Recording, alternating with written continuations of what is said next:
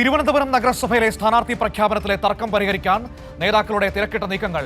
കെ.പി.സി. General secretary Manakkad സുരേഷുമായി ദീപാദാസ് മുൻഷിയും സണ്ണി ജോസഫും ചർച്ച നടത്തി.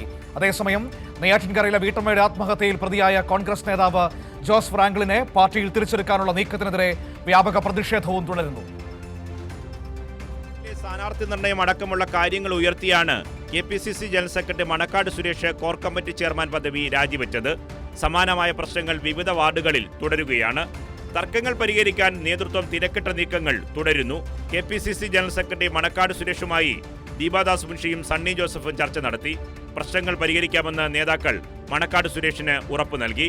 നിയമമണ്ഡലത്തിലെ കോർ കമ്മിറ്റി ചെയർമാൻ പദവിയിൽ തുടരാൻ നേതാക്കൾ മണക്കാട് സുരേഷിനോട് നിർദ്ദേശിച്ചു. ചില വാർഡുകളിൽ ചിലപ്പോൾ ചില അഭിപ്രായ വ്യത്യാസം ഉണ്ടാവും, അത് അറിയിക്കും. അതൊക്കെ രമ്യമായിട്ട് പരിഹരിച്ചിട്ടുണ്ട്, പരിഹരിക്കുന്നതാണ്. ഞങ്ങൾ ചോദിച്ചു പോകാൻ വേണ്ടി ആവശ്യപ്പെട്ടിട്ടുണ്ട്, അത് ധാരണയിലെത്തിയിട്ടുണ്ട്, എഗ്രി ചെയ്തിട്ടുണ്ട്. അദ്ദേഹത്തിന്റെ ഈ പ്രയാസം അറിയിച്ചു, അത് പരിഹരിച്ചു, ചർച്ച ചെയ്ത് പരിഹരിച്ചു. അതേസമയം നെയ്യാറ്റിൻകരയിലെ വീട്ടമ്മയുടെ ആത്മഹത്യയിൽ പ്രതിയായ കോൺഗ്രസ് നേതാവ് ജോസ് ഫ്രാങ്ക്ലിനെ പാർട്ടിയിൽ തിരിച്ചെടുക്കാനുള്ള നീക്കത്തിനെതിരെ വ്യാപക പ്രതിഷേധം തുടരുകയാണ്. ശക്തമായ പ്രതിഷേധവുമായി നെയ്യാറ്റിൻകര മുനിസിപ്പാലിറ്റിയിലെ കോൺഗ്രസ് കൗൺസിലർമാരും ജില്ലാ നേതാക്കളും രംഗത്തുണ്ട്. ഒരു വിഭാഗം നേതാക്കൾ കെ.പി.സി.സി. ഭാരവാഹികളെ നേരിൽ കണ്ട് തങ്ങളുടെ പ്രതിഷേധം അറിയിച്ചു.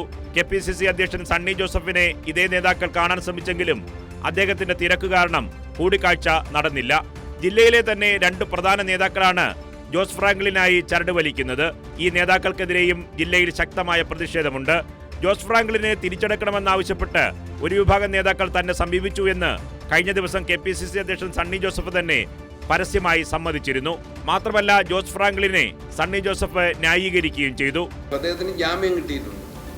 അദ്ദേഹത്തിന് നിരപരാധിയാണ് എന്ന അദ്ദേഹത്തിന്റെ വാദം കൂടി പരിഗണിച്ചുകൊണ്ട് ഞാൻ കേസിന്റെ മെറിറ്റിലേക്ക് ഞാൻ പോയിട്ടില്ല. അദ്ദേഹത്തിന് കോടതി ആന്റിസിപ്പേറ്ററി ബെയിൽ കൊടുത്തിട്ടുണ്ട്. കൈരളി ന്യൂസ്, തിരുവനന്തപുരം.